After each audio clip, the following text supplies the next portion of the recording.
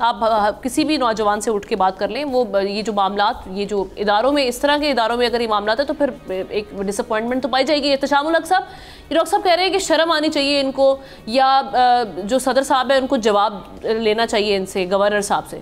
Sir क्या बात कर रहे हैं, ये तो अभी हम बैठे हुए देख रहे थे, तारिक फजल चौधरी साहब प्रोग्राम में बैठ के डिफेंड कर रहे हैं। वो कह रहे हैं कि आप जो आने वाले जो लोग हैं, जो आने वाले वहाँ पर बच्चे हैं, जो जिनके कुछ मामलात हैं, अगर वो उनको मूव करना पड़ रहा है इस्लामाबाद में और उनको दो दो जगह पे फीस भरनी पड़ रही है, तो उनके लिए भी मामला ठीक हो जाएंगे आगे चल के। सर ये ऐसा होगा क्या? ये क्या उन्होंने किसी की बेहतरी के लिए किया है? देखिए, दयानतदारी की बात आमना ये है कि दानिश जो बात कर रहे हैं बिल्कुल ठीक बात कर रहे हैं। अभी उन्होंने यूनिवर्सिटीज़ की बात की है। देखें ना, 300 यूनिवर्सिटीज़ में मुझे अच्छी तरह याद है 2004-05 में जब डॉक्टर अताउर रहमान साहब जो थे वो हायर एजुकेशन के सरबराह थे, तो ब्रीफली 2004 में या 5 में 2 यूनिवर्सिटीज़ हमारी, कायद-ए-आज़म यूनिवर्सिटी और लम्स लाहौर वाली, ये 300 यूनिवर्सिटी में आई थी। उसके बाद से आज तक देख लें इनका नाम ख़त्म हो गया, कुछ भी नहीं है, किसी यूनिवर्सिटी में हमारा नाम नहीं। अब ये आ जाएँ, बड़े खूबसूरत तरीके से लगारी साहब ने बचाया उनको कि ठीक है, अब क्यों तंग करते हो भाई, ये गरीब लोग हैं, इनकी मदद होनी चाहिए।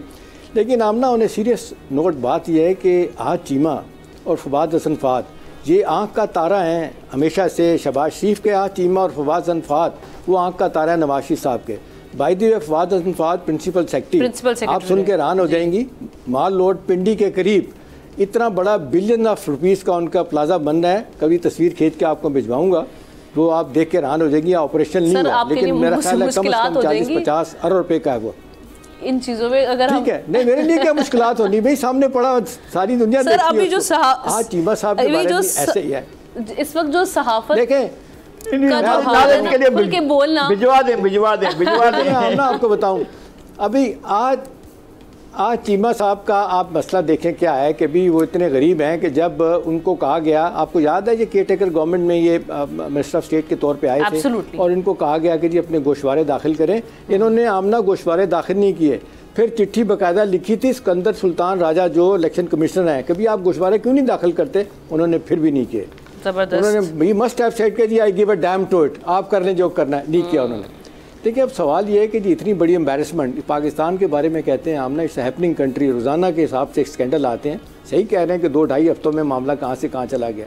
और फिर होता है कि आपने किसी मामले को रफा दफा भी करना है, दफन भी करना है, तो उसका वो कहते हैं बेतरतीबी एक तरतीब होती है। वो भाई आप उल्टा इल्ज़ाम लगा रहे हैं उनके ऊपर कि जी 40 लाख तनख्वाह। भाई थी 4 साल पहले जब आमना वो आए थे तो डॉलर मेरे ख्याल 180-85 का था, तो शायद 20 लाख से ज़्यादा तनख्वाह नहीं बनती। लेकिन भले चले 40 लाख भी बनती है तो ज़ाहिर है उन्होंने अप्लाई किया, इसके लिए आपने एडवर्टाइज की एक पोजीशन को, ऑस्ट्रेलिया से आए बच्चे छोड़ के घर वाला, आपने अप्रूव किया हुआ।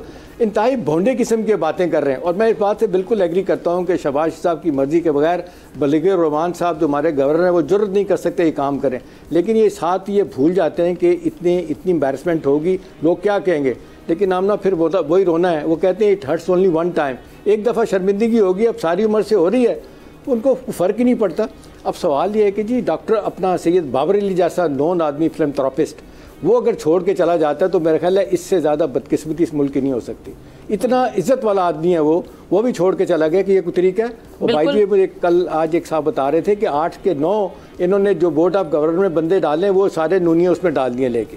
भाई वो कुछ तरीका होता है कुछ काम करने का। और फिर ये कि भाई अब उनका जवाब प्रिंसिपल साहब का क्या था और ये क्या कह रहे थे, दोनों मियाँ बीवी के जी हम जॉब करते हैं, चीमा साहब उनकी बेगम इस्लामाबाद में, लिहाजा जो है ना हमारे बच्चे जो है वो नहीं 3 साल से जा रहे तो उनकी फीस माफ़ की जाए। अच्छा, वो क्या कहा उन्होंने कहा कि जी हम पोजीशन वेकेंट नहीं कर सकते।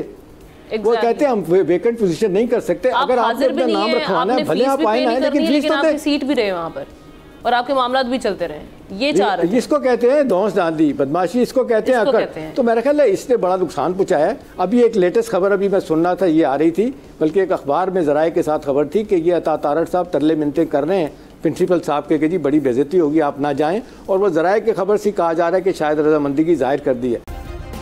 सब्सक्राइब करें और बेल दबाएं ताकि कोई खबर रह न जाए।